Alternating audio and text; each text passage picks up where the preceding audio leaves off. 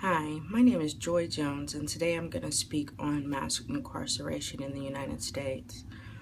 According to the U.S. Bureau of Justice Statistics, there are currently 2.3 million adults incarcerated in the American criminal justice system. The United States accounts for 5% of the world's population and 25% of the world's prisoners. Whites account for 60% of the U.S. population, with a 39% incarceration rate. Hispanics account for 16% of the U.S. population, with a 19% incarceration rate. African Americans account for 14% of the U.S. population, with an astounding 40% incarceration rate. The percentage of blacks account for the smallest proportion of the U.S. population, yet African Americans have the highest percentage of those incarcerated. Out of the 2.3 million currently incarcerated, 1 million of those are African American. Hispanics and blacks account for 58% of the population of those incarcerated, even though both races combined only account for 1/4 of the U.S. population. According to the Federal Bureau of Prisons, around 37,000 inmates are 50 years and older. Around 1 million inmates are between the ages of 30 to 49 years old. 64,000 are between the ages of 18 to 29. And 29,000 inmates are 18 years or younger. 93.3% of the inmates are male, and 6.7% are female. The majority of prisoners are either jobless or they belong to the working poor class of society. Sociologists argue that America incorporates incarceration as a form of punishment within its society based upon 4 basic principles. The first and foremost of those justifications is to satisfy the need for retribution. Punishment of an offender restores balance for the person who has been a victim to deviant behavior. The second justification is punishment as a deterrent. Society believes that if someone is contemplating committing a criminal act, they will be less likely to do so if there are consequences for those actions. The third justification is the belief that those who are incarcerated will undergo rehabilitation while in the criminal justice system, and this will prevent them from committing future offenses. The last and fourth justification is the belief that incarceration provides societal protection for the innocent and the weak. African Americans are incarcerated at a rate of 5 times more than whites and Hispanics. Hispanics are incarcerated at a rate of 3 times more. According to the NAACP, if blacks and Hispanics were incarcerated at the same rate as whites, then jail populations would decline by 50%. Blacks and Hispanics are more likely to be convicted of a crime than whites, and they face harsher sentences upon conviction. According to the Sentencing Project, African Americans serve virtually as much time in prison for non-violent drug offenses as do whites for violent crimes. The NAACP reports that in 2002, blacks constituted for more than 80% of the people sentenced under the federal crack cocaine laws and served substantially more time in prison for drug offenses than whites, despite the fact that more than 2/3 of crack cocaine users in the U.S. are white. Once arrested, defendants are generally denied meaningful legal representation and pressured to plead guilty whether they are or not. Social conflict theory of deviance as it pertains to social class is an important component to America's mass incarceration.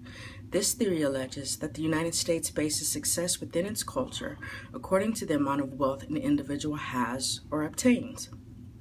It is for these reasons that American laws are generally geared towards protecting the interests of the rich and the powerful. As a general rule in our society, anyone who may threaten this wealth or power would be perceived as deviant to the norms of American culture. Those fitting within the upper class of society would also have the wealth and the resources to afford resistance to such deviant labels. If arrested, executives, political figures, or anyone with wealth can afford attorney expenses and afford going to jail. Since blacks and Hispanics are generally poorer than whites, they rely on public defenders more than those in the white communities. In 2002, the U.S. Government Accountability Office reported that more than 70% of public defender officers were struggling to come up with enough funding to provide an adequate defense to poor people. As of March 2013, the problem became so profound that U.S. Attorney General Eric Holder declared the public defense system to be in a state of crisis.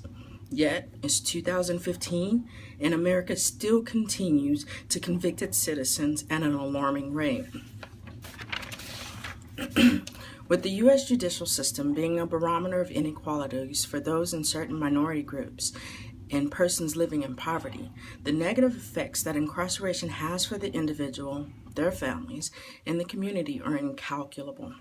Incarceration has had a profound impact on the African American and Hispanic households. The large number of adults in incarceration has resulted in an increase of single-income households and higher poverty levels in both the Hispanic and African American communities. According to the NAACP, jail will reduce work time for people over the next decade by 25 to 30%.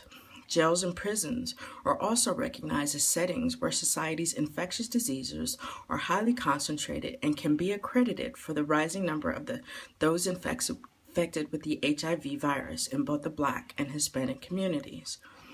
Taking into account all of these negative effects that jail has on our communities, do we really want incarceration to be the go-to form of punishment for deviant offenders? One of America's justifications of punishment is that incarceration acts as a deterrent for future offenses, but statistically, it has been proven that our current criminal justice system is increasing in number rather than decreasing. If the United States continue to imprison individuals at the current rate, then about 4.5 million Black men and about 2.4 million Latinos between the ages of 18 and 34 will be incarcerated by the year 2020. Prison has also not proven to actually rehabilitate deviant behavior. Statistics show that 2/3 of prisoners will reoffend. In fact, sociologists have conducted studies that show extended periods of isolation and depriving human beings from a healthy social experience can have a negative impact on an individual's ability to thrive and prosper once they are reincorporated within mainstream society. If society is so confident in its current criminal justice system in deterring criminal behavior, and it is alleged that offenders are actually rehabilitated while incarcerated, as legislators would like us to believe, then why would carrying a label as an ex-offender be necessary upon release? Criminal records affect a person's ability to vote, obtain a job, and obtain adequate housing.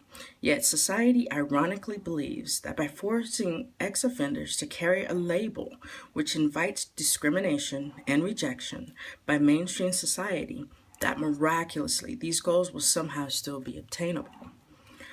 Deterrent and rehabilitation are invalid arguments for incarceration if you take away a person's ability to maintain employment, because these individuals will resort to reoffending merely as a means of survival. Next, let's look at societal protection. This is the only area in which incarceration makes sense and is truly effective and justifiable.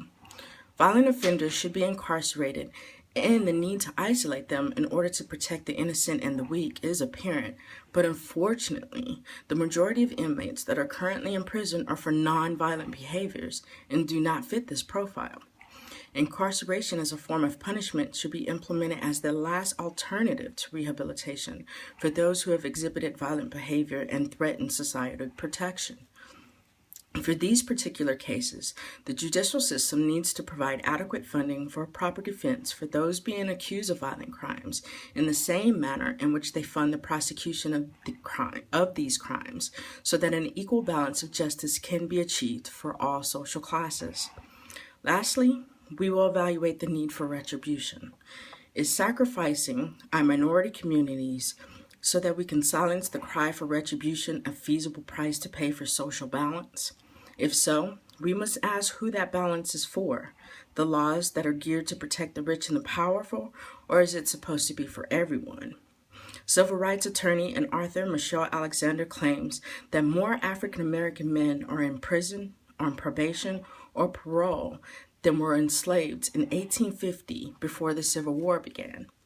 Laws are necessary to maintain order within a society, but inequities in the judicial system can also lead to oppression and discrimination of certain minorities, and if unaddressed, those inequalities would eventually threaten that order anyway.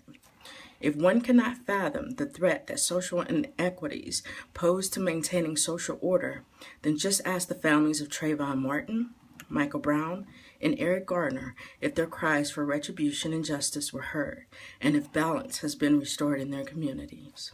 Thank you.